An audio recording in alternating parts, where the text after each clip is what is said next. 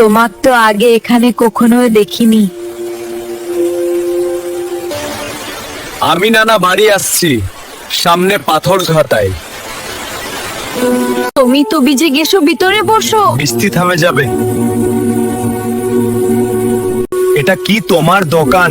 না, এটা আমার বাবার দোকান। আমি চলে যাব তো সমস্যা নাই।